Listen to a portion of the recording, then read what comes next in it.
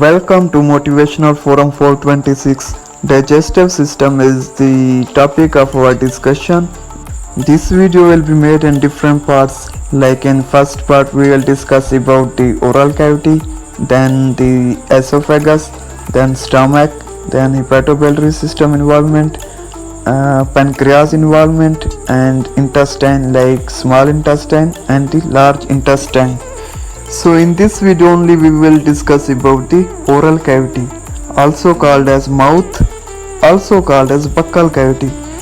In oral cavity different two steps occur, like first step is the mastication, the second step is the lubrication. We will discuss that what is the mastication, what is the lubrication, structures responsible for the digestive system in the oral cavity and their function. So first of all we will discuss that what is the mastication. It is the mechanical process in which there is the grinding of the food into smaller particles by the help of different teeth. So we will discuss that which teeth are involved and how they work in the grinding of the food into smaller particles. The name of the teeth involves the incisors, canine, molars, premolars and the third molars. Now the question is what is their number. The incisors are 8 in the number, like 4 upper and 4 lower. The canines are 4 in total, molars are 8 in the number, premolars are 8 in the total, and the third molar which erupt at the age of 18, they are 4 in the number. So these are the 4 types of the teeth you can see in the image. The teeth, the next thing that helps in the mastication is the tongue. Now we will discuss that how the tongue is involved in the mastication.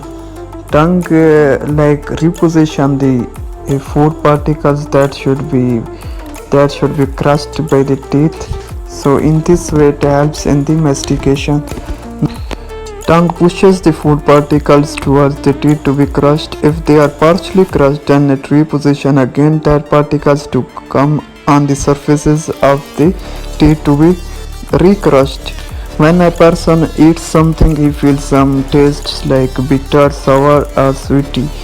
Taste buds are the receptors on the tongue that are responsible for the taste detection, and in this picture you may say that on the tip of the tongue there are sweet taste buds, and behind to it are salty taste buds, and behind to it are sour taste buds. Then in the last we have bitter taste buds.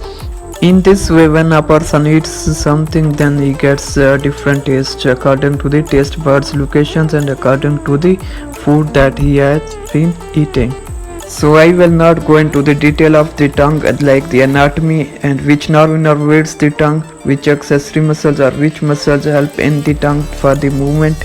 Now done with the mastication, now the second step starts, that is the lubrication. We will discuss that how lubrication occurs in the oral cavity and which are the glands or which things are helping in the lubrication. There are 3 main glands that secrete the saliva that are helping in the lubrication. These are present in form of pairs, like one pair of the parotid glands, one pair of submandibular glands and the one pair of sublingual glands. Now step by step we will discuss that how parotid glands help, submandibular glands help and sublingual glands help in the secretion of the saliva. Parotid glands are the largest salivary glands present in the oral cavity. Now I will tell that what is the location of the parotid glands in the oral cavity. There are 2 parotid glands in the oral cavity, like one is present in front of the one ear and the other parotid gland is present in front of the other ear. Second salivary glands present in the oral cavity are the submandibular glands. These are located in the posterior aspect of the mandible and the submandibular triangle. Third salivary glands are the sublingual glands. These are present underneath the tongue. These glands also secrete the saliva. We have done with the short brief study of the salivary glands. Now we will see that what are the contents of the human saliva, like what things are present in the saliva, which things are responsible for the partial digestion in the oral cavity. About 99% of the saliva is consist of the water, and the other particles present in the saliva are the enzymes like amylase and lipase, mucus, blood cells, epithelial cells, and the electrolytes, and some antimicrobial agents such as secretory IgA and the lysosomes. Lysozymes are present in the saliva.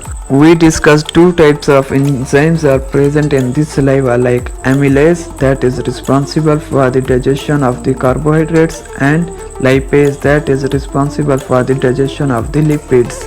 In this way, these enzymes are involved in the partial digestion in the oral cavity. In this way, two processes, mastication and lubrication, occurs simultaneously, like the grinding or chewing of the food and the adding of the saliva occurs at the same time in the oral cavity to form a bolus. Bolus is the semi-solid food particles that's able to pass through the oral cavity towards the esophagus for the further digestion. So this is all about the oral cavity involvement in the digestion process. In next video we will discuss that how food enters into the esophagus and how it further involved in the digestion. This is the most basic information that every medical student needs for to understand the digestive system. So I made it in very easy way. If you like this video, so please ask the other friends to join my channels and share this video with other friends, and please don't forget to subscribe my channel and press the bell icon for the new videos. Those who are watching my videos, if you find any mistake or error in the speaking or in the typing, please inform me. Your opinion will be appreciated, and thank you for watching the videos. Goodbye and see you people in the next video. Thank you. Bye bye.